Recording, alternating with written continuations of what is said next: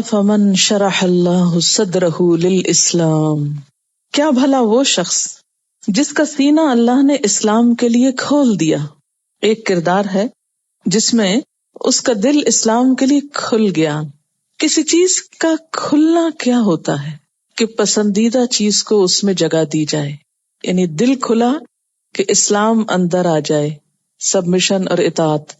مثلاً آپ کے گھر کا دروازہ ہے، آپ اس کے لیے کھولیں گے جس کو آپ اندر لانا چاہیں گے، جس کے لیے نہیں، مثلاً کوئی فقیر ہے، انوانٹڈ شخص ہے تو آپ بند ہی رکھیں گے۔ اسلام آپ کے دل کے دروازے پہ نوک کر رہا ہے۔ اب دیکھیے آپ کا رویہ کیا ہے، کہ اس کے دروازے کھول رہے ہیں کہ آ جاؤ، یا انوانٹڈ ہے، ضرورت نہیں۔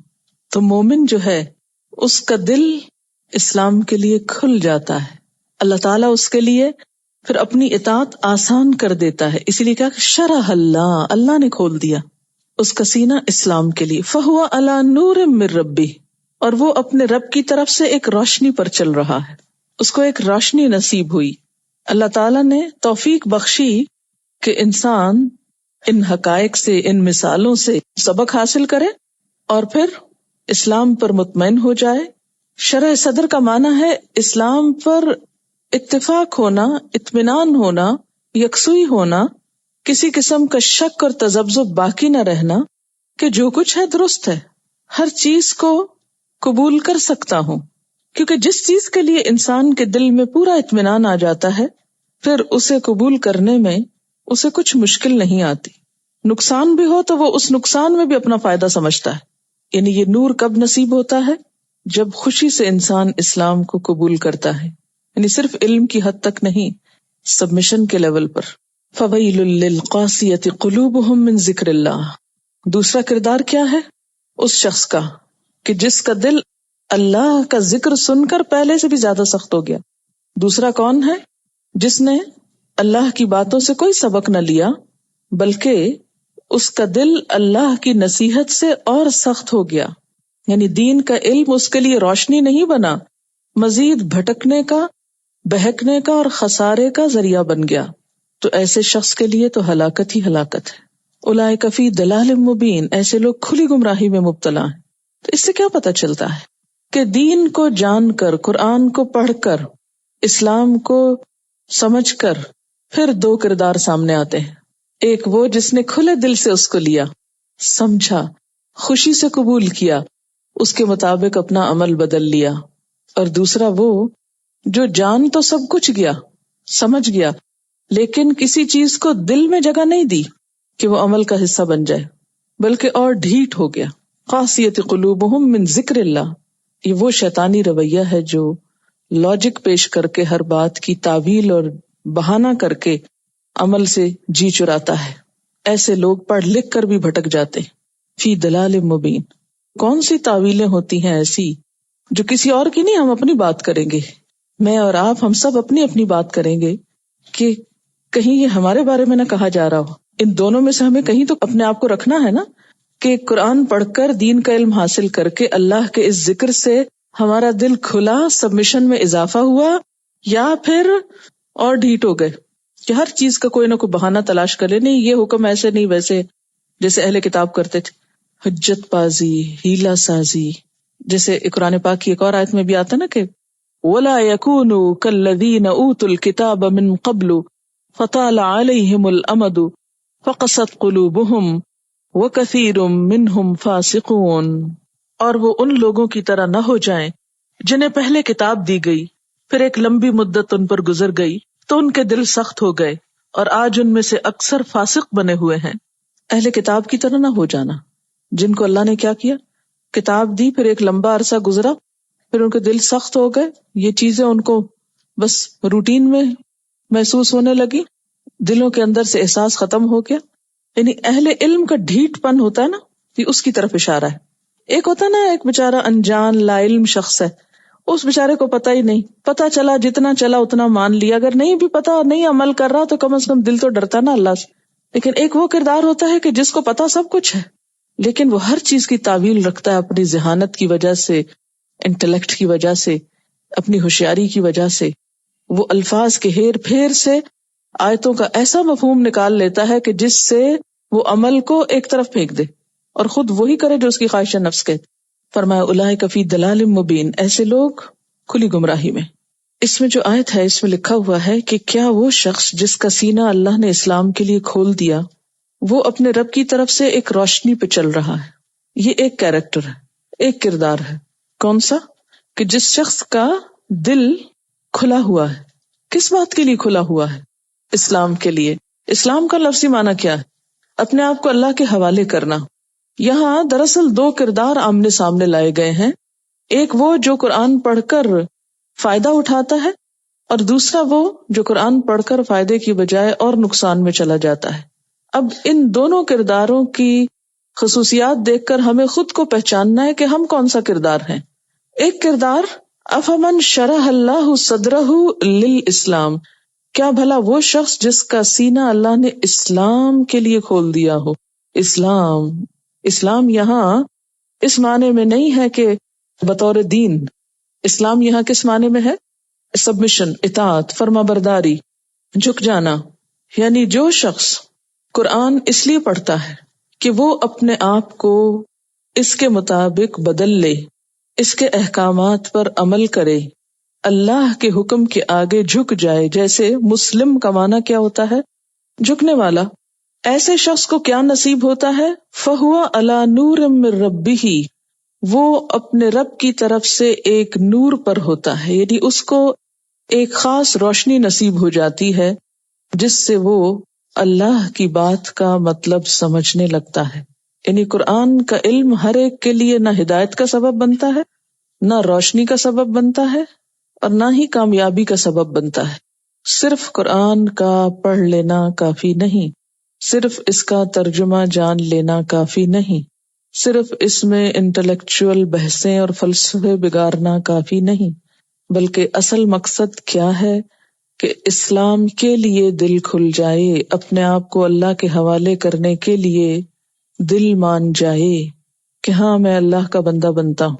اگر انسان اس تکبر میں مبتلا رہے کہ جو میری سوچ ہے، جو میرا علم ہے، جو میری خواہش ہے، جو کچھ میں چاہتا ہوں وہ ہونا چاہیے، تو ایسا شخص قرآن کو جب ڈومینیٹ کرتا ہے اور قرآن کے معنی بدلنے کی کوشش کرتا ہے، قرآن پڑھنے سے بھی اس کا مطلب عمل بدلنا نہیں ہوتا، بس صرف ایک انفارمیشن حاصل کرنا، تو وہ اس لیے کھنگالتا کہ اس میں ہے کیا. تو ایسے شخص کو یہ نور نہیں دیتا، اس کو روشنی نہیں ملتی. جو دل بند کر کے اور عمل کی نیت نہ رکھ کے پڑھے. جج کیجیے اپنے آپ کو کہ قرآن کی کوئی بھی آیت پڑھتے ہوئے میری سوچ کیا ہوتی ہے کہ میں نے اس پہ عمل کرنا ہے کہ نہیں کرنا. اگر آپ نے پہلے ہی ڈیسائیڈ کر رکھا ہے کہ صرف پڑھنے کے لیے پڑھنا ہے اور عمل کچھ نہیں کرنا، دل نہیں کھولا. دیکھیں نا، دل کھولنے کو میں نے تشبیہ دی تھی کس سے؟ جیسے کسی کمرے کا دروازہ کھول دے. مثلاً آپ اپنے گھر کا دروازہ بند کیے ہوئے، اتنے میں کوئی آ کے نوک کرتا ہے، بیل کرتا ہے. آپ کیا کرتے ہیں؟ جھانک کے دیکھتے ہیں کون ہے یہ بیل کرنے والا. آپ دیکھتے ہیں کہ بہت عزیز دوست ہے کوئی، آپ فوراً سے دھڑ سے دروازہ کھول دیتے ہیں، خوشی کے مارے فوراً کھولتے ہیں، آئیے. اور اگر آپ دیکھتے ہیں کہ کوئی انوانٹیڈ شخص ہے یا کوئی فقیر ہے مثلاً، یا کوئی حقیر آپ کی نگاہ میں، سمجھنا تو کسی کو نہیں چاہیے لیکن غیر ضروری چیز ہے، تو آپ کیا کرتے ہیں؟ دروازہ بند کا بند رہنے دیتے ہیں. اس مثال سے سمجھیے کہ اللہ کا یہ کلام آ کر آپ کے دل کا دروازہ کھٹکھٹاتا ہے جب کسی بھی آیت سے آپ سامنا ہوتا ہے. اگر آپ کو حقیقی معنوں میں اس کی قدر ہے، اس سے محبت ہے، اس کو اللہ کا کلام سمجھتے ہیں اور اللہ کی عظمت آپ کے دل میں ہے کہ واقعی وہ سب سے بڑا ہے اور اس کی بات سب سے سچی ہے اور اس میں کوئی شک نہیں، اس کے ماننے میں میرا فائدہ ہے، اس کے ماننے میں میرے لیے انعام ہی انعام ہے، تو آپ کیا کریں گے؟ دل کھول دیں گے. ویلکم، سمعنا و اطعنا. بنی اسرائیل نے کیا کہا تھا؟ سمعنا و عصینا، سنا ہے ہم نے، مانیں گے نہیں. تو شرح صدر کس کا ہوتا ہے؟ کھول دیتا ہے دروازہ کون؟ جو یہ نیت رکھتا ہو کہ ماننا ہے، میرا رب بہت بڑا ہے، مجھے اس کے حکم کے آگے جھکنا ہے. اس کا دل کھل جاتا ہے اور پھر کھلتا چلا جاتا ہے. اور جب دل کھلتا ہے اور قرآن اندر داخل ہونے لگتا ہے تو یہ قرآن اللہ کا کلام ہے. پھر اس کھلے دل کے اندر اس کا ایک نور آتا ہے، ایک روشنی، ایک خوشی، ایک سکون، ایک اطمینان، اور پھر دل اس کلام کے ساتھ انوالو ہو جاتا ہے. پھر سوتے جاگتے اٹھتے بیٹھتے ہر وقت یہ آپ کے سوچوں کا حصہ بن جاتا ہے. آپ اسی کی روشنی میں ہر چیز کو دیکھتے ہیں. قرآن پڑھنے سے پہلے بھی آپ کے پاس ایک روشنی تھی، وہ قرآن کے بغیر کی روشنی تھی، وہ دنیا کے علوم کی روشنی میں روشنی تھی. کیونکہ ہر علم ایک روشنی ہوتا ہے نا، لیکن ہر روشنی کا رنگ مختلف ہوتا ہے. جیسے ٹیوب لائٹ کا رنگ اور ہے، اسی طرح کچھ اور روشنیاں ہوتی ہیں، اور خود روشنی کے اندر کئی رنگ ہیں.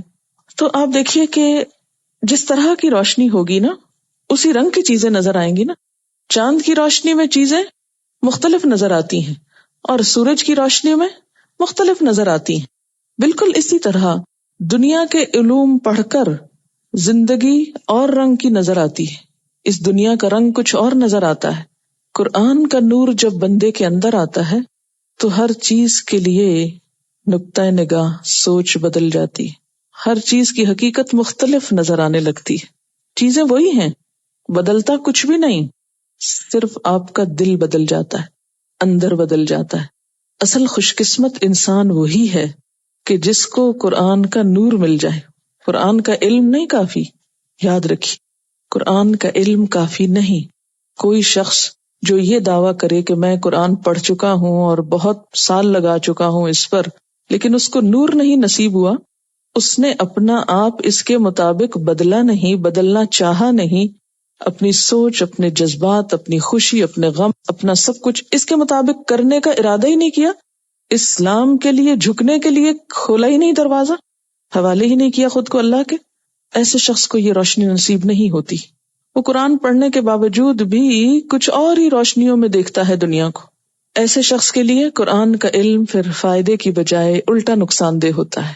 فویل، یہی علم اس کے لیے ہلاکت کا سبب بن جاتا ہے، تباہی کا سبب بنتا ہے. کیوں؟ اس لیے کہ وہ خود بھی بھٹکتا ہے، اوروں کو بھی بھٹکاتا ہے، خود بھی گمراہ ہوتا ہے، اوروں کو بھی گمراہ کرتا ہے.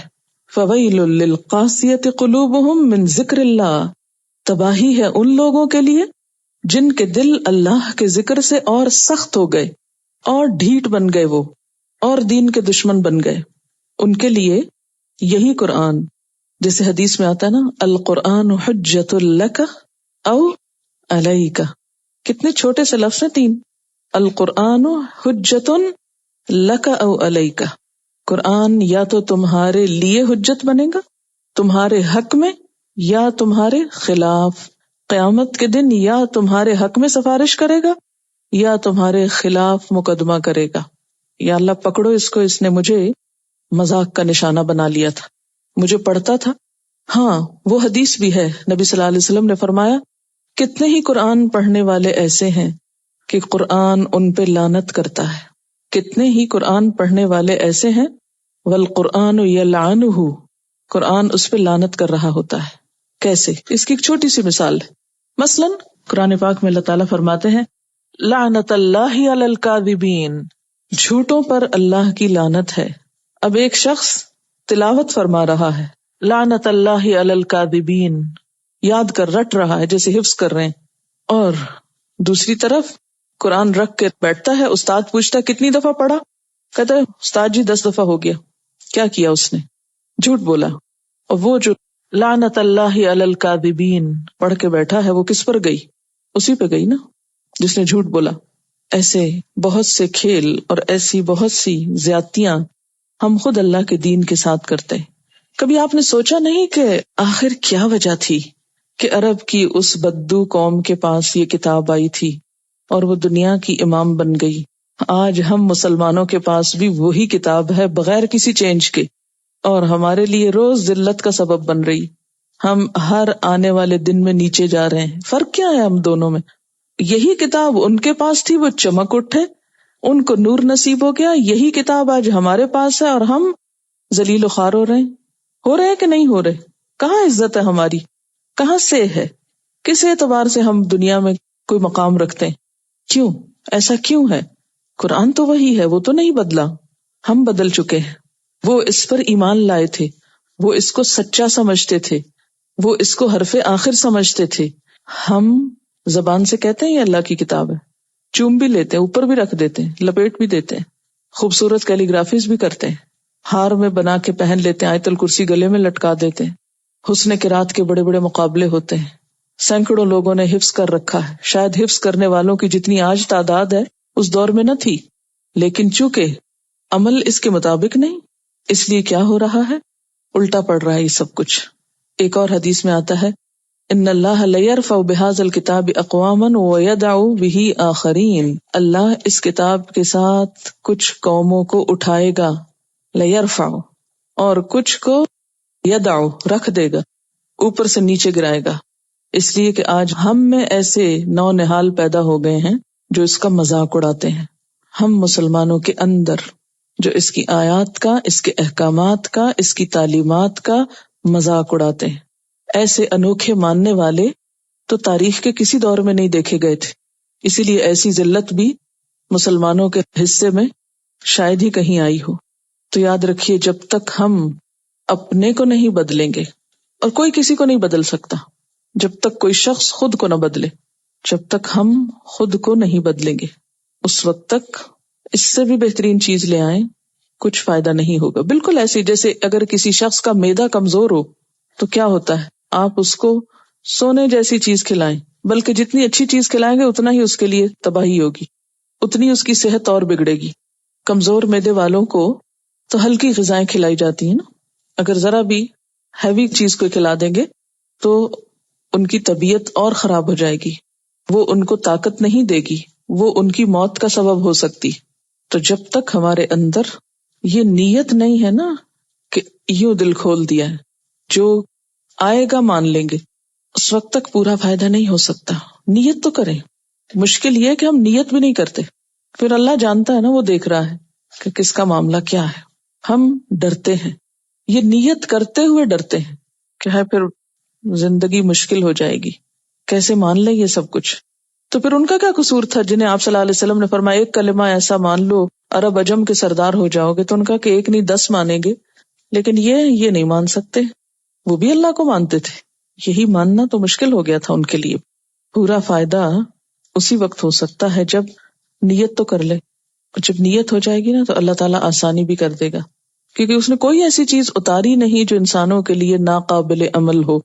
لا یکلف اللہ نفسا الا وسعہا، سورۃ البقرہ میں آتا ہے نا، یضل بہ کثیرا ویہدی بہ کثیرا، اس قرآن کے ساتھ اللہ بہت سوں کو گمراہ کرتا ہے، اس کی مثالوں کے ساتھ، اور بہت سوں کو ہدایت دیتا ہے۔ وما یضل بہ الا الفاسقین، کس کو بھٹکاتا ہے؟ جو فاسق ہوتے ہیں۔ فاسق کون ہوتے ہیں؟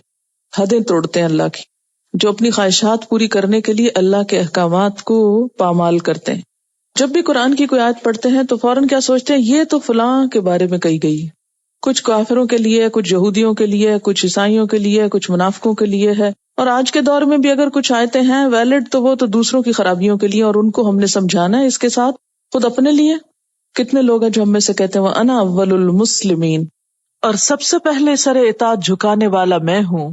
اگر انسان ابلیس کا ساتھی بن جائے تو وہی کچھ کرے گا جو اس نے کیا، کہ جب اس کو جھکنے کے لیے کہا گیا تو اس نے دلیلیں تلاش کر لی، لاجک پیش کرنے شروع کر دی اور بات نہیں مانی۔ اسی لیے قرآن جو ہے وہ ساری زندگی سمجھتے رہنے کی چیز ہے، اور جتنی دفعہ آپ اس کو پڑھیں گے پڑھائیں گے آپ حیران ہو جائیں گے کہ واقعی ایک میریکل ہے کہ کوئی اور چیز اس کے مقابلے کی نہیں کہ جو اس طرح دل پہ حاوی ہو جائے۔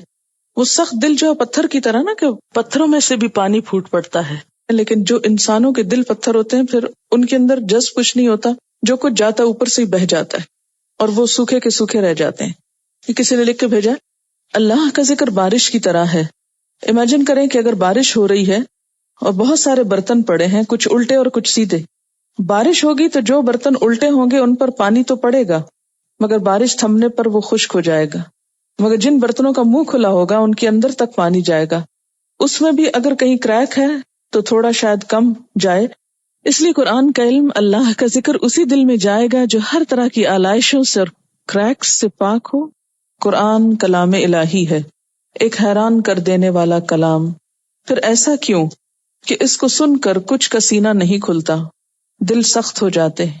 بہت سے اس کو پڑھتے بھی ہیں مگر گمراہ ہو جاتے ہیں۔ بہت سے ایسے بھی بدقسمت ہیں کہ جتنا سنتے ہیں اتنا ہی ان کی نفرت میں اضافہ ہوتا ہے۔ ایسا کیوں ہوتا ہے؟ نمبر 1، قرآن پاک اللہ کا پاک کلام ہے. اسے دل میں جگہ دینے کے لیے دل کو پرانے نظریات اور عقائد سے پاک کرنا پڑتا ہے. جب تک غیر جانبدارانہ اپروچ کے ساتھ دل کو کھولا نہ جائے، قرآن دلوں پر اثر نہیں کرتا. تو جب قرآن پہنچتا ہی نہیں تو سختی کیسے دور ہوگی؟ یعنی صرف پہنچنے سے تو بات نہیں بنے گی. تو ایسے ہی نا، جیسے ایک پانی آپ کے پاس رکھا ہے لیکن آپ پی نہیں رہے، صرف ہاتھ بھگو رہے ہیں یا منہ پہ چھینٹے مار رہے ہیں، تو اس سے پیاس تو نہیں بجھ سکتی. دوسری بات، وہ لوگ جنہیں قرآن سے ہدایت نہیں بلکہ اپنے ذاتی مقاصد کی کامیابی چاہیے، جو اللہ کے ذکر میں اپنے باطل نظریات کے لیے سرٹیفکیٹ ڈھونڈتے ہیں، اپنی بدعات کے لیے لائسنس چاہتے ہیں، یا اپنی خواہش نفس کی تائید میں توجیہیں تلاش کرتے ہیں، انہیں یہ سب مل جاتا ہے مگر وہ نور نصیب نہیں ہوتا جو اطاعت کرنے والے کو ملتا ہے. تیسری بات، جو ذکر ظاہریت کے لیے کرتے ہیں وہ قرآن کو فقہی بحثوں اور علمیت جتانے کے لیے سیکھتے ہیں، یعنی علمیت جتانے کے لیے، دوسروں کو یہ بتانے کے لیے کہ ہم قرآن پڑھے ہوئے ہیں. انہیں 2 + 2 4 کرنا تو آ جاتا ہے، اور یوں وہ بے عمل عالم بن کر بے نور ذکر کے ساتھ شیر کی گھال میں بھیڑیے بن جاتے ہیں اور کئی لوگوں کے ایمان کھا جاتے ہیں. چوتھی بات، ایک اور سخت دلوں کی مثال مذہبی گھرانوں کے وہ بچے جنہیں حکمت تبلیغ کو ملحوظ خاطر رکھے بغیر قرآن و حدیث سنائی جاتی رہی. وہ اٹھیں تو، وہ ہنسے تو، کھائیں یا کھیلیں تو غرض کے بے موقع بے محل بغیر یہ دیکھے ہوئے کہ لوہا گرم ہے یا نہیں ضرب پہ ضرب لگائی گئی، اور اس طرح ان کے کان ان الفاظ کے عادی ہو جاتے ہیں مگر نہ دل سے سنا ہوتا ہے، لہٰذا دل پہ کچھ اثر نہیں ہوتا. اور اس طرح جو ہی ماں بولنا شروع کرتی ہے تو بچے اپنے کانوں کے سوئچ آف کر لیتے ہیں اور یوں سن کر نہیں سنتے. اللہ کے ذکر کی بے موقع اوور ڈوز ان کے دلوں کو سخت کر دیتی ہے، اور پھر قرآن کی دل دہلا دینے والی آیات بھی انہیں ہلا نہیں پاتی. اکثر اوقات ایسے افراد دوہری زندگیاں گزارتے ہیں، وہ گھر میں مسلمان ہوتے ہیں اور باہر جو ان کا جی چاہے وہ کرتے ہیں. ایسے لوگوں کو دیکھ کر میں سوچتی ہوں اللہ جانے سزا کا زیادہ مستحق کون ہوگا. اللہ ہمیں ایسے مبلغ بننے سے بچائے. قرآن شفا ہے، ہمیں اس کی صحیح ڈوز اور وہ بھی بر وقت دینے کی حکمت عطا فرمائے تاکہ ہم بھی کسی کی دل کی سختی کا باعث نہ بنے. کیا شرح صدر کے لیے شرط ہے کہ بعد میں عمل بہت حد تک پرفیکٹ ہو؟ دیکھیں، دل کھلا ہے تو کچھ نہ کچھ کوشش میں لگے ہوئے ہیں، قدم بقدم آگے بڑھ رہے ہیں. مومن ایک درخت کی طرح گرو کرتا ہے، اور نیک عمل جو ہوتا ہے ایک درخت کی طرح، ایک تو موسم بہار آنے پہ تیزی سے پھلتا پھولتا ہے، لیکن اس کے پھلنے پھولنے میں بھی کچھ نہ کچھ وقت ضرور لگ جاتا ہے، اور پھر کچھ عرصے کے بعد کچھ نہ کچھ بیچ میں جھونکے زرد آتے ہیں، لیکن پھر وہ ختم نہیں ہوتا، پھر سبز ہونے لگتا ہے حتیٰ کہ اس انسان کی موت آ جاتی. اللہ نے بندہ مومن کو ایک اچھے درخت سے تشبیہ دی. وہ ہے ایور گرین، لیکن ایور گرین میں بھی آپ دیکھیں کہ کوئی نہ کوئی پتا جھڑتا رہتا ہے بیچ بیچ میں سے، مگر آن دا ہول اس کے سبزہ ختم نہیں ہوتا. کسی موسم میں زیادہ گرین ہو جاتا ہے، کسی میں ذرا کم ہوتا ہے. یعنی ایور گرین ٹری جو گرو آہستہ آہستہ آہستہ کرتا چلا جاتا ہے حتیٰ کہ مضبوط بن جاتا ہے. یہ فویل للقاسیۃ قلوبہم من ذکر اللہ، یہ کب ہوتا ہے؟ اللہ کا کلام پڑھ کے پھر دل سخت ہوتے. یہ کب ہوتے ہیں؟ جب تعویلیں کر لی جاتی. قرآن پڑھ کے ڈھیٹ کب ہوتا ہے انسان؟ ہمارے معاشرے میں ایسے لوگ پائے جاتے ہیں جو کہتے ہیں آخر ہم نے بھی قرآن پڑھا ہے. مجھ سے ڈائریکٹ کئی لوگوں کی بات ہوئی، ہم نے بہت دفعہ ٹرانسلیشن پڑھا ہے، بہت دفعہ قرآن پڑھا ہے، ہمیں تو ایسی کوئی بات نظر نہیں آئی کہ جو یہ کہتی ہو. آپ کو بھی ایسے کردار ملیں گے، اس وقت آپ سوچیں گے واقعی ہمیں تو شاید بھٹکا ہی دیا گیا ہے، بہکا دیا گیا ہے. یہ دراصل اس کردار کی بات ہو رہی ہے نا، کہ جو یہ کہتا ہے کہ قرآن تو میں نے پڑھ لیا لیکن اس کے باوجود یہ کام میں نہیں کروں گا جو قرآن کہتا ہے. جس نیت سے ہم اس کو پڑھیں گے، جس سوچ کے ساتھ پڑھیں گے، اتنی ہی چیز ہم کو فائدہ دے گی. اسی لیے اللہ تعالیٰ کی طرف سے تو اتر رہا ہے سب کچھ، مگر ہر ایک کا ظرف کتنا بھرا جاتا ہے جتنا اس کا ہے. بارش ہوتی ہے، اگر آپ بالٹی رکھیں گے تو بالٹی کا پانی بھر جائے گا، اگر آپ ایک گلاس رکھیں گے تو گلاس بھرے گا. وہ چشمہ تو بہہ رہا ہے، ڈپینڈ کرتا ہے آپ نے آگے کیا رکھا ہوا ہے. جو جس نیت سے پڑھے گا اسی طرح کے معنی نکالے گا. عمل کی نیت سے پڑھے گا تو عمل کی باتیں نکلیں گی. خوف اس وقت تک نہیں آتا نا انسان کے رونگٹے اس وقت تک نہیں کھڑے ہوتے جب تک کہ انسان اس کو اپنے اوپر نہیں لیتا نا یقین کے ساتھ. ویسے قرآن کی ہوتا ہے نا، جب یہ آیات آ رہی ہوتی ہیں جس میں جہنم کا تذکرہ ہے، تو جب تک اس کو ہم اپنے اوپر نہیں لے کے یقینی طور پہ دیکھتے ہیں کہ میرے ساتھ بھی ہو سکتا ہے، اس وقت تک سنجیدگی نہیں آتی. مثلاً کہیں آگ لگی ہوئی ہو تو ہمیں نہیں تکلیف ہوتی جب تک ہمارا ہاتھ نہ اس میں پڑ جائے.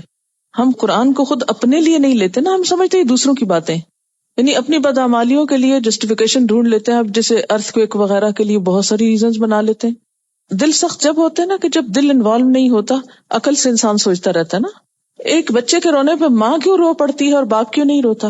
اس لیے کہ اس کا دل ہے اس میں اور اس کی عقل ہے، اس پہ عقل غالب ہے، اس پہ دل غالب، تو اثر مختلف ہے. اچھا ایسا کیوں ہوتا ہے کہ جب اپنا کوئی فوت ہوتا ہمیں رونا آتا اور دوسرے دیکھ کے ان کو کوئی اثر ہی نہیں ہوتا؟ کیونکہ وہ ہماری بات ہے نا. تو جس چیز میں ہم اپنے کو انوالو کر لیں گے نا، مجھے نقصان ہو سکتا ہے. پھر دیکھیے کہ طرز عمل بدلتا ہے کہ نہیں بدلتا. قرآن ایک ایسی کتاب ہے نا جو دل پہ اتری. باقی جو علوم ہیں وہ عقل کی پیداوار ہوتے ہیں. جیسے شعر جو ہے وہ عموماً دل کا جذبات کا اظہار ہوتے ہیں نا، تو اس سے کیا ہوتا ہے، دوسروں کے اوپر جلدی اثر ہوتا ہے. قرآن کے علم اور دوسرے علوم میں فرق یہ ہے کہ دوسروں میں خود کو انوالو کرنے کی ضرورت نہیں ہوتی، لیکن قرآن کا علم اس وقت تک آتا نہیں جب تک خود کو بیچ میں نہ رکھو، اس لیے کہ فیہ ذکرکم، یہ تمہاری اپنی باتیں ہیں. فویل للقاسیۃ قلوبہم من ذکر اللہ، پس ہلاکت ہے ان لوگوں کے لیے جن کے دل سخت ہو گئے اللہ کے ذکر سے. ہم تو ہمیشہ یہی پڑھتے رہے کہ اللہ کا ذکر دلوں کو اطمینان دیتا ہے، سکون کا باعث ہوتا ہے، خشیت الہی پیدا کرتا ہے. لیکن یہاں تو کچھ اور ہی لکھا ہوا. یہاں لکھا ہوا یہ ہے کہ تباہی ہے ان لوگوں کے لیے جن کے دل اللہ کے ذکر سے، اللہ کی نصیحت سے اور زیادہ سخت ہو گئے. ایسا کیوں ہوتا ہے کہ کچھ لوگوں پر ریورس ایفیکٹ ہوتا ہے، الٹا اثر ہوتا ہے، ان کو ایک ہی چیز سے فائدے کی بجائے نقصان ہوتا ہے. وہی دوا جو ایک کی زندگی بچانے کا سبب بنتی ہے دوسرے کے لیے موت کا سبب بن جاتی. ایسا کیوں ہوتا ہے؟ اللہ کے ذکر سے تو دل نرم ہونے چاہیے، اللہ کے ذکر سے دل سخت ہو گئے. تو کیا ذکر میں کوئی خرابی ہے؟ کیا وجہ ہے؟ ایسا کیوں ہوتا ہے؟ اس کے اسباب کیا ہیں؟ وجوہات کیا ہیں؟ کسی نے لکھا کہ میں ہمیشہ سوچتی تھی کہ اتنے لوگ جو قرآن کو انٹلیکچولی بہت اسٹڈی کر چکے ہیں وہ اس سے ہدایت کیوں نہیں پاتے؟ کیونکہ آگے لکھا نا اولئک فی ضلال مبین. آج مجھے اس کا جواب مل گیا ہے کہ نہ وہ اسے اس طرح سنتے ہیں جس طرح رب چاہتا ہے کہ سنیں، نہ اس طرح پڑھتے ہیں جیسے رب چاہتا ہے کہ پڑھیں. اس کے بہترین حصے کی پیروی ہی نہیں کرتے بلکہ فضول بحثوں میں مبتلا ہو جاتے ہیں اور اپنے سینے اسلام کے لیے کھلنے ہی نہیں دیتے. جیسے قرآن پاک کی ایک اور آیت میں بھی آتا نا کہ یوم لا ینفع مال ولا بنون، جس دن مال اور بیٹے فائدہ نہ دیں گے، کام نہ آئیں گے، الا من اتى اللہ بقلب سلیم، مگر جو اللہ کے پاس قلب سلیم لے کر آئے، سلامت دل لے کر آئے. قیامت کے دن کی بات ہو رہی ہے کہ اس روز مال کام نہیں آئے گا، اولاد کام نہیں آئے گی. دنیا میں اگرچہ بہت سی چیزیں پائی جاتی ہیں لیکن دو چیزوں کا بطور خاص تذکرہ ہے، مال اور اولاد کا، کہ یہ کام نہیں آئیں گے. اس لیے کہ دنیا میں انسان ان دو چیزوں کی محبت میں باقی چیزوں کی نسبت کچھ زیادہ ہی گرفتار ہے. مال کے بارے میں اللہ تعالیٰ فرماتے کہ وَإِنَّهُ لِحُبِّ الْخَيْرِ لَشَدِيدٌ، اور وہ مال و دولت کی محبت میں بری طرح مبتلا ہے. اور اسی طرح وَتُحِبُّونَ الْمَالَ حُبًّا جَمًّا، اور تم مال کی محبت میں بری طرح گرفتار ہو. اور اسی طرح اولاد بھی، انما اموالکم و اولادکم فتنہ، تمہارے مال اور تمہاری اولاد تو ایک آزمائش ہیں. ایک اور جگہ پر ان من ازواجکم و اولادکم عدوا لکم فاحذروہم، تمہاری بیویاں اور تمہاری اولاد میں سے بعض تمہارے دشمن ہیں، ان سے ہوشیار رہو. تو یہ ایک بہت بڑی حقیقت ہے کہ یہ دو چیزیں انسان کی کمزوری ہیں. دنیا میں انسان کے غلط رویوں کے عمومی طور پر ذمہ دار بھی یہی دو عناصر ہیں. انسان کو بتایا یہ جا رہا ہے کہ جن دو چیزوں کے پیچھے تم اپنے آپ کو ہلاک کر رہے ہو، اور جن دو چیزوں کے حصول میں اور ان کو چاہنے میں اور ان کو سنبھالنے میں اور ان کی خاطر جو اپنی تمام طاقت اور صلاحیت استعمال کر رہے ہو، یہی دو چیزیں قیامت کے دن انسان کو پوچھیں گی بھی نہیں. پھر یہ کہ دنیا میں جیسے کوئی مشکل پیش آتی ہے تو عموماً وہ مشکلات دو طرح سے حل ہوتی ہیں. جیسے کچھ کام مال سے ہو جاتے ہیں اور کچھ اولاد کر دیتی. لیکن قیامت کے دن جو مصیبت پڑے گی، اس روز وہ دکھ درد نہ مال سے دور ہوگا اور اس دکھ درد اور تکلیف میں اولاد بھی نہیں کام آئے گی. انسان اگر اپنی اولاد کو فدیے میں دے کر خود بچنا چاہے اس دن کے عذاب سے تو بچ نہ سکے گا. ہاں، جو چیز وہاں کام آئے گی، جو چیز اللہ تعالیٰ انسان سے چاہتا ہے وہ کیا ہے؟ اللہ. یہ اللہ کا لفظ قابل غور ہے. من اتی اللہ بقلب سلیم، جو اللہ کے پاس قلب سلیم لے کر آیا، سلامت دل. مال اور اولاد کی بجائے جو چیز ریکوائرڈ ہے وہ قلب سلیم ہے. گویا آخرت میں نجات پانے کے لیے، آخرت کی مشکلات سے نبٹنے کے لیے قلب سلیم ہی چاہیے. قلب سلیم کے علاوہ کوئی اور قلب نہیں چاہیے. اچھا، قلب کی بات یہاں کیوں کی گئی؟ اس لیے کہ مال اور اولاد میں سے بھی خاص طور پر بیٹے، ان دو چیزوں میں انسان کا دل لگ جاتا ہے. دنیا میں بھی زیادہ دل لگنے کا سبب عموماً یہی دو چیزیں ہوتی ہیں، مال کی کثرت اور بیٹوں کا ہونا. دنیا کے غموں سے عموماً یہ دو چیزیں بے نیاز بھی کر دیتی ہیں.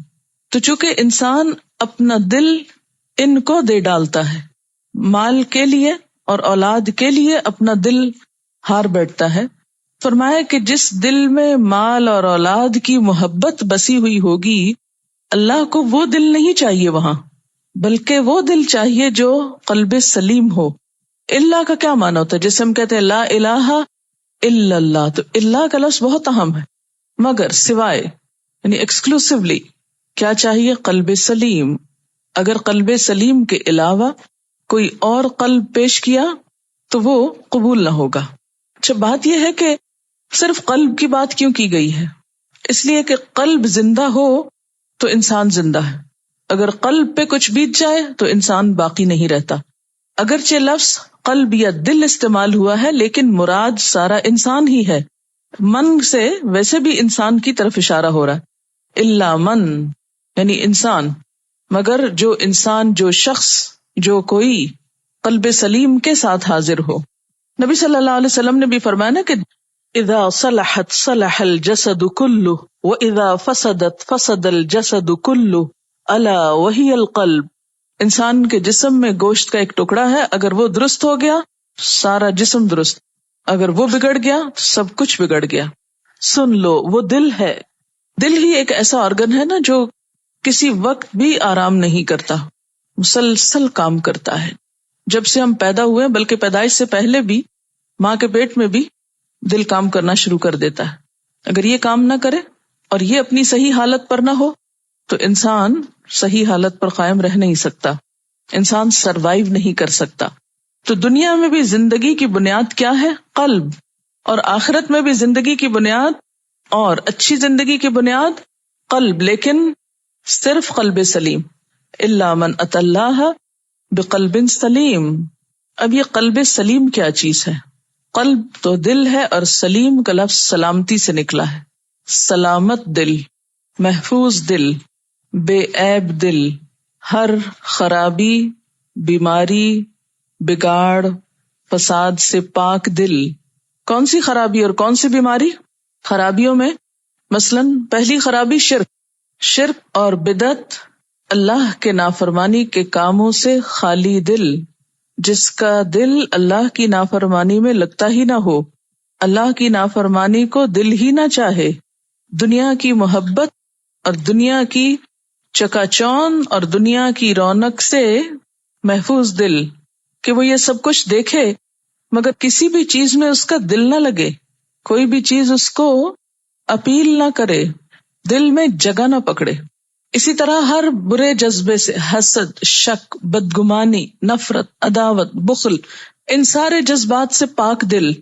بات یہ ہے کہ دل ایک ایسی سینٹرل جگہ ہے جسم میں کہ جو چیز وہاں جگہ بنا لے وہ پورے جسم کو اپنی لپیٹ میں لے لیتی. مثلاً اگر شرک وہاں جگہ بنا لے تو سارے دین کا بگاڑ ہو جاتا ہے، ساری عبادات کا ستیہ ناش ہو جاتا ہے. اگر مال کی محبت یہاں جگہ بنا لے تو کیا ہوتا ہے؟ انسان اپنے رشتوں کو، اپنے قریب عزیز اور بہت سی قیمتی چیزوں کو اس پر قربان کر دیتا ہے. اسی طرح اگر اس دل میں کسی کے لیے حسد پیدا ہو جائے تو حسد سے بھرا ہوا دل پورے جسم کو اور پورے ایکشنز کو اور پوری ایکٹیویٹی کو اپنی لپیٹ میں لے لیتا ہے. چہرے کے تاثرات سے لے کر ایکشنز اور انسان کا رویہ اور چال ڈھال ہر چیز اس میں انوالو ہو جاتی.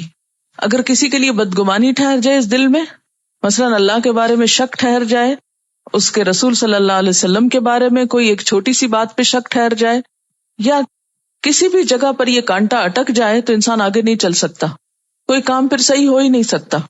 آپ نبی صلی اللہ علیہ وسلم کی صحیح اطاعت کر ہی نہیں سکتے جب تک آپ ان کو اپنے دل میں جگہ نہ دیں. اسی لیے کیا فرمایا، خدا کی قسم تم میں سے کوئی شخص مومن ہی نہیں ہو سکتا، اس کا ایمان ہی مکمل نہیں ہو سکتا جو اللہ کے رسول صلی اللہ علیہ وسلم کو اپنے والدین، اولاد اور تمام انسانوں سے بڑھ کے نہ چاہے. کیوں کہا گیا من احب للہ وابغض للہ واعطى للہ ومنع للہ فقد استکمل الایمان. جس نے اللہ کے لیے محبت کی، اللہ کے لیے بغض رکھا، اللہ کے لیے کچھ دیا، اللہ کے لیے روک دیا، اس نے اپنا ایمان مکمل کر لیا. قلب سلیم کا ہونا، دل کا محفوظ ہونا تمام نیک اعمال کی بنیاد ہے. دیکھیں کہ ارادے، نیتیں، عزائم، یہ سب بھی تو دل کے اندر ہوتے ہیں. آپ بظاہر دکھاوے میں بہت کچھ کرتے رہیں، لیکن اگر دل ساتھ نہیں، نیت نہیں، تو کچھ بھی قبول نہیں، بڑے سے بڑی عبادت قبول نہیں. پھر اسی طرح بسا اوقات دل ایک چیز کو چاہتا ہے اور آپ اسے پلٹاتے ہیں اللہ کی اطاعت کی طرف. تو آپ نے کیا کیا، دل کو محفوظ کر لیا. مثلاً دل میں بخل بھرا ہوا ہے، کسی کو کچھ دینے کو دل نہیں چاہتا، آپ اس جذبے کو کاٹ کے، اس کو ختم کر کے اپنے آپ کو پلٹاتے کہ نہیں مجھے دینا ہے، دل کی مانتے نہیں، تو آپ نے دل کو برباد ہونے سے، ضائع ہونے سے بچا لیا. یعنی قلب سلیم کا مطلب یہ نہیں کہ آپ کے دل میں کوئی برا خیال آئے ہی نہ، اس کا مطلب یہ بھی نہیں کہ آپ کے دل میں دنیا کی کوئی محبت یا کسی بھی چیز کی کوئی محبت آ نہیں سکتی، یہ تو ہو ہی نہیں سکتا. یا نعوذ باللہ کوئی شرک والا یا اللہ تعالیٰ اور رسول اللہ صلی اللہ علیہ وسلم کے بارے میں کوئی برا وسوسہ آ نہیں سکتا. صحابہ کرام میں سے ایک صحابی نے کہا تھا نا، یا رسول اللہ صلی اللہ علیہ وسلم، بعض اوقات وہ باتیں ہم چاہتے نہیں لیکن اچانک ہمارے دماغ میں ایسی آ جاتی ہیں کہ ان کو منہ پہ لائیں، اس سے بہتر ہے کہ ہم جل کر کوئلہ ہو جائیں. یعنی اچانک دل میں کوئی ایسی بات آ جاتی، ایسا وسوسہ آ جاتا، بدگمانی آ جاتی. اب کیا مطلب کہ دل محفوظ نہیں رہا، سلامت نہیں رہا، کہ وسوسہ آ کیوں گیا؟ دنیا کی کسی چیز سے محبت ہوئی، اب یہ کہ یہ ہونی نہیں چاہیے تھی، آنی ہی نہیں چاہیے تھی اس چیز کی محبت، کسی چیز میں اٹریکشن محسوس ہوتی، ہونی نہیں چاہیے، یہ تو نہیں ہو سکتا. پھر دل محفوظ کیسے ہے اگر یہ نہیں ہو سکتا؟ محفوظ اس طرح کہ ہر وہ ناپسندیدہ چیز جو اندر آ جائے اس کو نکال باہر کیا جائے کوشش کے ساتھ. مثلاً آپ دیکھیں کہ دل کو آپ ایک گھر سے مثال دے دیں، جیسے ایک گھر ہوتا ہے، کیا زلزلے نہیں آئیں گے؟ آئیں گے. آتے ہیں تو کیا ہوتا ہے، کریکس پڑ جاتے ہیں نا گھروں میں. کیا ڈسٹ نہیں آئے گی گھر کے اندر چاہے آپ ساری کھڑکیاں بند کر کے رکھیں؟ آتی ہے نا. پھر کیا کرتے ہیں، پوچھ ڈالتے ہیں. کیا کوڑا کرکٹ نہیں آتا؟ آتا ہے. کیا کرتے ہیں، رکھے نہیں رکھتے، نکال دیتے ہیں. تو قلب سلیم سے مراد یہ ہے کہ ہر وہ چیز جو اس کے اندر درار ڈالنے کو آئے، کوئی زلزلہ طوفان آئے، کوئی آندھی بارش آئے، کوئی ایسی چیز آئے، وہ تو آئے گی طبعی حالات اور موسم کے تحت. انسان اس دنیا میں رہتے ہوئے ہر روز کوئی نہ کوئی آندھی طوفان دیکھے گا دائیں بائیں جو اس کے دل کو ہلا مارے گے. لیکن انسان کو کیا کرنا ہے، ان سب چیزوں کا مقابلہ کرنا ہے. جہاں کہیں دراڑ پڑے فوراً اس کی اصلاح کر دینا ہے. جہاں کہیں کو رخنا ہونے لگے اس کو بھر دینا ہے. جہاں کہیں کو رنگ اترنے لگے اس کو کر دینا ہے. کوئی میل کچیل آنے لگے اس کو صاف کر دینا ہے، تاکہ جب ہم دنیا سے رخصت ہوں تو اس حال میں رخصت ہوں کہ کوئی ایسی چیز جو اللہ تعالیٰ کو پسند نہ ہو وہ ہمارے دل کے ساتھ ٹکی ہوئی نہ ہو، سب ہٹی ہوئی ہو، داغ دھبے سارے کے سارے مٹے ہوئے ہوں. یہ اسی وقت ہو سکتا ہے جب ساتھ مٹاتے رہیں. گھر اسی وقت صاف رہ سکتا ہے جب ساتھ صفائی کریں. اگر آپ کچھ دن کے لیے بھی چھوڑ دیں گے تو مشکل ہو جائے گی.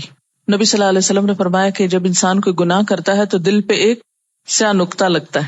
جب انسان توبہ کر لیتا ہے، اصلاح کر لیتا ہے، تو کیا ہوتا ہے، نقطہ مٹ جاتا ہے. لیکن اگر انسان چھوڑ دیتا ہے تو وہ نقطہ پھیلنے لگتا ہے اور سیاہی پھیلتے پھیلتے پورے دل کو اپنے کنٹرول میں لے لیتی.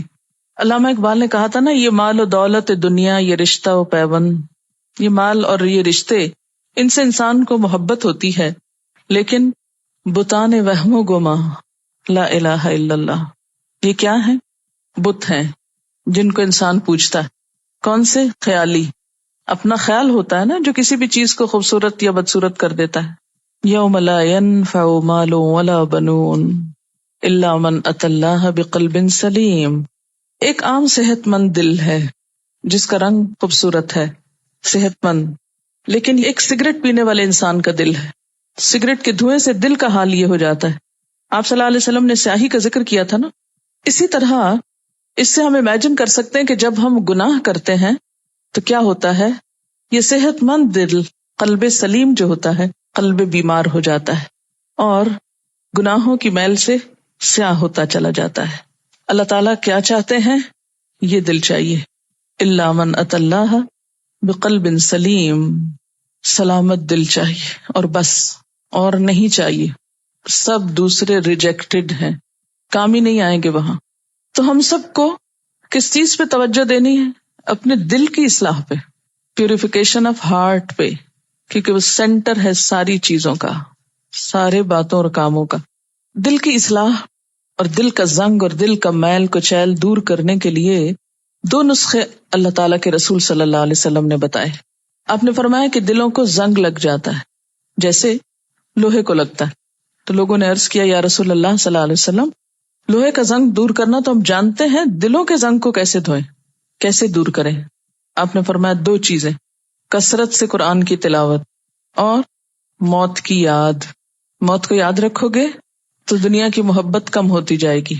اب آپ نے قرآن پڑھ لیا، اب آپ اگر صرف تلاوت کریں تو بھی انشاءاللہ وہ فائدہ دے گا. کثرت سے تلاوت کو معمول بنا لیں. اور خاص طور پر ایک بات ہمیشہ یاد رکھ، جس وقت دل ڈاواں ڈول ہونے لگے، جس وقت اداسی ہونے لگے، جس وقت پریشانی ہونے لگے، جس وقت ایمان کا لیول کم محسوس ہو، کچھ بھی دیر کیے بغیر قرآن کھول لیں. کہاں سے؟ جہاں سے بھی کھل جائے. ضروری نہیں کہ کوئی خاص صورت سلیکٹ کریں، کھول لیں، جو سامنے آئے پڑھنا شروع کر دیں. اس وقت تک پڑھتے رہیں جب تک افاقہ نہ محسوس کریں، جب تک شفا نہ ہو جائے. اگر سمجھیں کہ منہ سے لفظ ہی نہیں نکل رہا، ٹیپ آن کر دیں. کسی بھی اچھے قاری کی قرات آپ کے پاس لازمی طور پر ہونی چاہیے، اتنی ہی ضروری ہے جتنا آپ کے پاس آپ کے جسم پہ پہنا ہوا کپڑا ضروری ہے. سال کے لباس کے بجٹ میں کسی بھی چیز میں کمی کر لیں.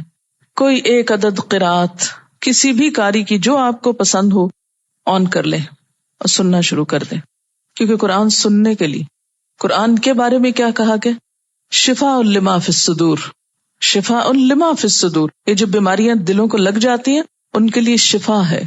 لیکن دوا لیں گے تو شفا ہوگی نا، صرف وہ بند رکھے رہنے سے آپ کو شفا نہیں ہوگی. دوا آپ کی ڈبیا میں رکھی ہوئی اور ڈھکن بند ہے اور وہ آپ سے کھل نہیں رہا، کھا آپ رہے نہیں، آپ کا شفا ہو جائے تو نہیں کھول سکتی. اس کو کھولنا پڑے گا، اس کو نکالنا پڑے گا، اس کو کھانا پڑے گا اور ریگولر ڈوز لینی پڑے گی جب درد دور ہوں گے. آپ صلی اللہ علیہ وسلم نے فرمایا تھا کہ میں تمہارے پاس 2 چیزیں چھوڑ کے جا رہا ہوں، جب تک ان کو مضبوط پکڑے رہو گے کبھی گمراہ نہ ہو. اور ان میں سے ایک قرآن ہے اور دوسری سنت رسول صلی اللہ علیہ وسلم. الا من اتى اللہ بقلب سلیم. کچھ چیزیں سلامت رہتی ہیں جب ان کو چھیڑا نہ جائے، لیکن دل اس وقت سلامت رہتا ہے جب اس کو کسی مفید کام میں لگا دیا جائے. کسی بھی چیز کے لیے جئیں، خالی دل نہیں جئیں. اسی لیے علامہ اقبال نے کہا تھا نا، خدا تجھے کسی طوفان سے آشنا کر دے کہ تیرے بحر کی موجوں میں اضطراب نہیں. دل مردہ دل نہیں ہے، اسے زندہ کر دوبارہ، کہ یہی ہے امتوں کے مرض کہن کا چارہ. مرض کہن کیا ہوتا ہے؟ پرانی مرضیں، پرانی بیماریاں جو لگی ہوئی ہیں ان کا علاج اسی میں ہے کہ دل زندہ کیے جائیں. اور ہر زندہ چیز کو پانی سے پیدا کیا گیا. وحی الہی دلوں کی زندگی، جس کو بارش سے تشبیہ دی گئی، دل کی زندگی کا سبب ہے. میرے استاد نے مجھے نصیحت کی تھی دین کی خدمت کے لیے، سب سے پہلے فہم سلیم، پھر قلب سلیم، اور پھر حب قویم. حب محبت، قویم درست، دین کی صحیح سمجھ ہو، قلب سلیم ہو اور اس میں حب قویم ہو. یعنی یہ 3 چیزیں ہوں. دین کا علم جو عقل کے ذریعے آتا ہے، عقل سلیم جب ہوتی ہے تو تبھی دین صحیح طور پہ سمجھ آتا ہے، اور اس کے لیے قلب سلیم کو ہونا ضروری ہے. اور پھر حب قویم کا ہونا ضروری ہے کہ انسان محبت کی سطح پر ان چیزوں کو لے. دنیا کے علم جو ہوتے ہیں وہ محبت کی سطح پہ نہیں لیے جاتے، ان کے ساتھ ہمارے ایموشنز اس طرح وابستہ نہیں ہوتے. کہتے ہیں نا 3 جگہوں پر اپنے دل کا جائزہ لو، قرآن پڑھتے وقت، ذکر کی مجلسوں میں اور تنہائی کے اوقات میں. اگر ان 3 جگہوں پر دل نہ لگے تو سوچو پھر تمہارے سینے میں دل نہیں پتھر ہے. اس لیے اللہ سے قلب سلیم مانگو، یعنی اے اللہ میں تجھ سے سالم دل مانگتا ہوں، قلب سلیم مانگتا ہوں جس میں تیری طرف سے آئی ہوئی ہدایت سما جائے. ہدایت پر ہونے کے لیے نشانی باہر نہیں اندر ہے، اور وہ دل کا اطمینان. ہدایت تلاش کرنے کے لیے لوگ عموماً نشانیاں کہاں دیکھتے ہیں؟ دوسرے میں، باہر. حالانکہ آپ ہدایت اختیار تو کر کے دیکھو، پھر دل ٹٹولو، وہاں کتنا گہرا سکون ہے. آپ دیکھیں کہ جب آپ قرآن پڑھ رہے ہوتے ہیں، پڑھا رہے ہوتے ہیں، کوئی نہ غم ہے، نہ خوف ہے، نہ کسی کی باتوں کی پرواہ ہے، نہ کچھ. جو بھی مشکلات ہیں سب بھولے ہوئے ہوتے ہیں، کچھ فرق نہیں پڑتا. 2 عالم سے کرتی ہے بیگانہ دل کو، عجب چیز ہے لذت آشنا. بے پناہ سکون. یہ بے پناہ سکون جو ہے نا، یہ نشانی ہے کہ آپ ہدایت پر ہیں. باطل پر ہو کر، جرم کر کے، ظلم کر کے دل سکون میں نہیں آ سکتا، اطمینان قلب کبھی نصیب نہیں ہو سکتا. جیسے قرآن پاک کی ایک اور آیت میں بھی آتا نا کہ الذین آمنوا، وہ لوگ جو ایمان لائے، وتطمئن قلوبہم بذکر اللہ، اور ان کے دل اللہ کے ذکر سے اطمینان پاتے ہیں. الا بذکر اللہ تطمئن القلوب، سنو اللہ کے ذکر سے دل اطمینان پا جاتے ہیں. ذکر کا معنی کیا ہوتا ہے؟ یاد کرنا. جب کوئی آدمی اللہ تعالیٰ کو اس کی پوری عظمت کے ساتھ پا لیتا ہے تو اس کے اندر ایک روحانی ہلچل پیدا ہو جاتی. اس ہلچل سے کیا ہوتا ہے؟ ہر وقت اس کو اللہ کی یاد آتی ہے. ایسا کیوں؟ بے اختیار کیوں ہو جاتا ہے؟ اب سوتے ہوئے اٹھ رہے ہیں اللہ، اب سونے جا رہے ہیں اللہ، اب کچھ دیکھتے ہیں فوراً اللہ. یہ کیسے ہوتا ہے؟ کیونکہ اللہ کو شعور کے ساتھ پایا نا، تو دل میں ایک اضطراب ہے، اس کی یاد ہے جو زبان پہ بے اختیار آ جاتا ہے. کبھی زبان سے شکر کے کلمات نکلتے الحمدللہ، کبھی ڈر لگتا ہے تو کہتے استغفر اللہ، کبھی کوئی اچھی چیز دیکھتے ہیں تو ماشاء اللہ، حیرت ہوتی سبحان اللہ. ہماری تو لغت سے یہ باتیں نکل گئیں، اور ہم کو تو یہ لفظ بولنے میں بھی شرم آتی ہے. اب لوگ کیا کہیں گے، ملانی ہو گئی. یہ ملانی کے الفاظ نہیں ہیں، یہ اللہ کی محبت کرنے والوں کے بے ساختہ جملے. لیکن آپ دیکھیں کہ آج کے لوگ بڑی بڑی گاڑیوں میں بیٹھ کر، بڑے بڑے گھروں میں رہ کر، بڑے بڑے عہدوں اور جابز پہ اطمینان سے محروم ہیں، عجیب پریشانی کا شکار ہیں. جتنی مادی ترقی بڑھی اتنی بے سکونی بڑھی. ہر طرف کمفرٹ دینے والے سامان موجود ہیں، تھک کارپیٹس، بھاری پردے، بھاری فرنیچر، بہترین کھانے، عمدہ لباس، لیکن سکون نام کی چیز کوئی نہیں. یہ سب چیزیں اجنبی اور منہ چڑھاتی نظر آتی ہیں. کیوں؟ حقیقی خوشی نہیں لوگوں کے چہروں پر. مصنوعی مسکراہٹ کے پیچھے ایک فکر کی لہر ہے جو صاف دیکھی جا سکتی ہے. کیوں؟ اس کی وجہ کیا ہے؟ اس کی وجہ یہ ہے کہ خوشی تو روح کو ہوتی ہے نا، اور روح کا سامان قرآن ہے جو روح الامین لے کر آئے، اور ہم اس کو خوش کرنا چاہتے ہیں مادی چیزوں سے. مثلاً بچہ کھلونا مانگ رہا ہے اور ہم اس کو کھانا کھلانے لگ جائیں تو وہ خوش ہو جائے گا. وہ کہے مجھے کھلونا چاہیے، آپ کے آؤ کھانا کھاؤ، اور چیخے گا میں کھلونا مانگ رہا ہوں آپ مجھے کھانا کھلاتے، کیونکہ وہ تو عام طور پہ بھی اس کو کھانا نہیں اچھا لگتا. ہمارا حال یہی ہے، جس چیز کی خوشی جس چیز میں ہے وہی ملے گی تو روح خوش ہوگی. آپ دیکھیں کہ ایک انسان سے مل کر آپ کو خوشی ہوتی، وہ نہ ملے، سینکڑوں لوگ ملتے رہے آپ کو، دل کا کیا حال ہوتا ہے؟ خوش ہوتے ہیں آپ؟ نہیں. اور وہ ایک مل جائے تو سب کچھ مل جاتا ہے، کیونکہ روح کی خوشی اس میں ہے. اس سے زیادہ خوبصورت یا مالدار یا بڑے لوگوں میں نہیں ہے، اس ایک میں ہے. انسان اشرف المخلوقات ہے، اس کی روح کی خوشی اس سے کمتر چیزوں میں نہیں ہے. یہ باقی ساری چیزیں ہم سے کمتر ہیں نا، ہم ان سے برتر ہیں. یہ ہمارے لیے ضرورت کے لیے پیدا کی گئی، ہم نے ان کو پوجنا شروع کر دیا، ہم نے ان میں خوشی تلاش کرنے شروع کر دی. ہمیں اپنے سے بڑی چیز میں سکون مل سکتا ہے جو حقیقی معنوں میں بڑی ہے، اور وہ ایک ہی چیز ہے نا، اللہ. اور جب تک اس کو بھولے رہیں گے، اس کو فراموش کریں گے، اس کو چھوڑے رہیں گے، حقیقی خوشی نہیں مل سکتی. اپنے سے کمتر میں سکون نہیں مل سکتا، اپنے سے برتر میں سکون ملے گا. الذین آمنوا وتطمئن قلوبهم بذکر اللہ الا بذکر اللہ تطمئن القلوب. وآخر دعوانا ان الحمد للہ رب العالمین. سبحانک اللہم وبحمدک نشہد ان لا الہ الا انت نستغفرک ونتوب الیک. والسلام علیکم ورحمۃ اللہ وبرکاتہ.